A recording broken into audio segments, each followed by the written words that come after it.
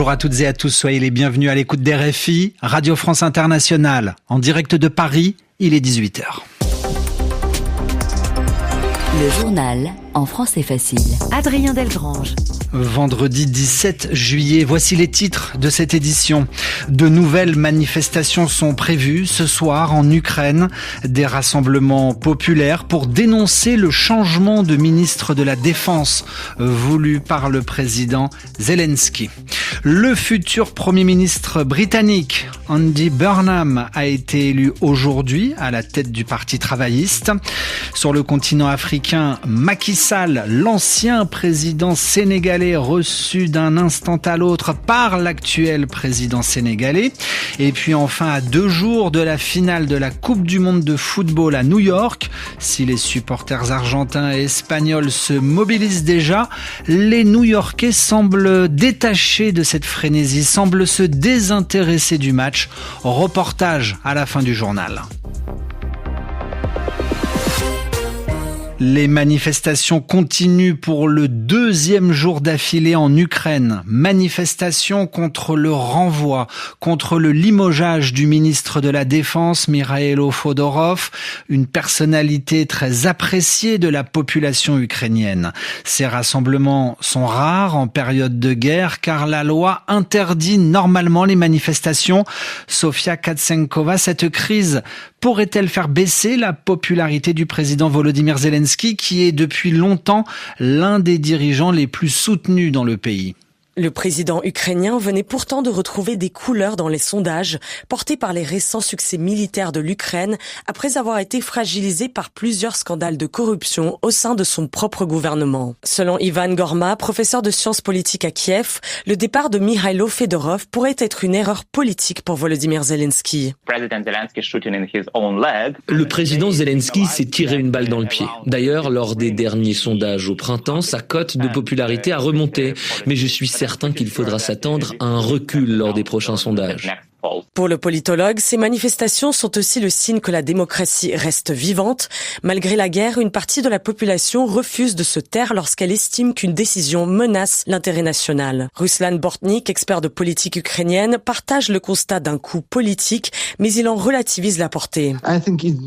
Il y aura sûrement des répercussions politiques, mais je ne pense pas qu'elles seront très majeures, car la société ukrainienne fait encore preuve d'une grande patience face aux décisions du président, car elle a besoin de rester unie face à la Russie.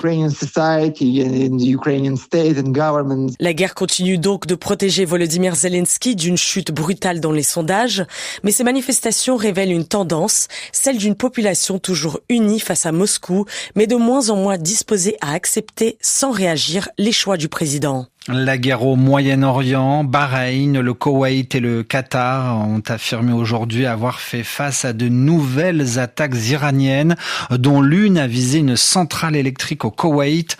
Attaques iraniennes justifiées après des bombardements américains en Iran pour la 6e nuit consécutive. Au Royaume-Uni, Andy Burnham prend les rênes du Parti travailliste. Aujourd'hui, l'ancien maire de Manchester a été élu pour diriger le Labour. C'était le seul candidat à se présenter. Et comme les travaillistes sont majoritaires au Parlement britannique, cette désignation de chef de parti vont lui ouvrir les portes de Downing Street. Andy Burnham sera ce lundi le nouveau chef du gouvernement britannique et il s'engage déjà à redonner espoir à la population. Nous devons reconnaître que cette génération de responsables politiques, moi y compris, a échoué à remettre en question une culture politique et un modèle économique qui tout simplement ne fonctionne pas assez bien pour les citoyens ordinaires. Nous nous engageons donc aujourd'hui envers eux à faire mieux.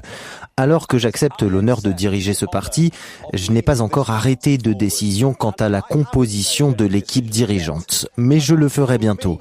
Et vous verrez alors qu'elle reflète toutes les composantes de notre parti au sein de cette grande formation. Un parti travailliste plus fort et plus uni pour bâtir une Grande-Bretagne plus forte et plus unie.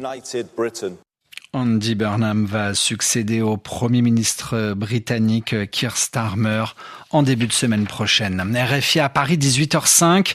L'Union européenne fait un pas en arrière sur sa politique climatique.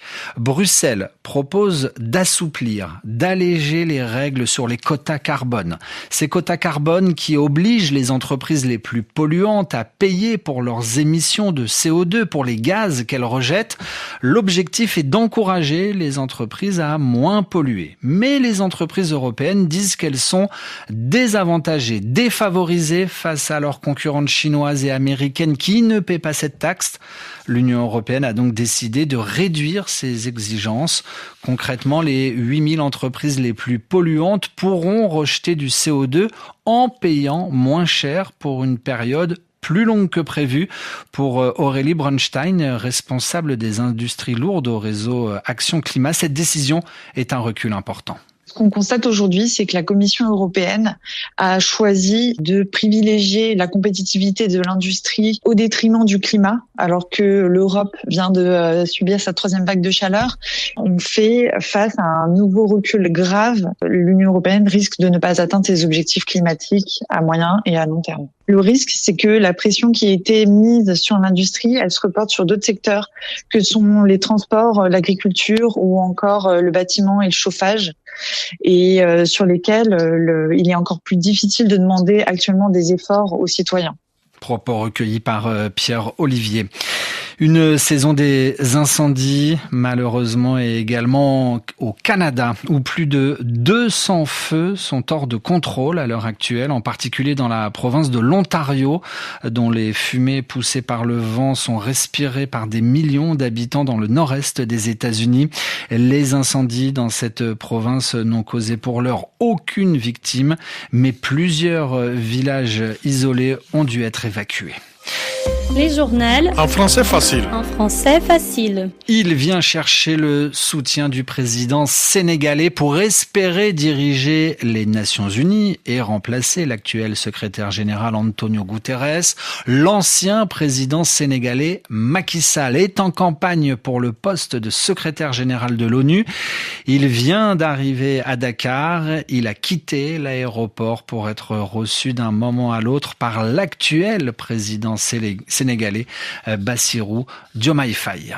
L'actualité sportive, l'actualité footballistique avec cette finale de la Coupe du Monde dans 2 jours. Dimanche, l'Espagne jouera contre l'Argentine au MetLife Stadium près de New York.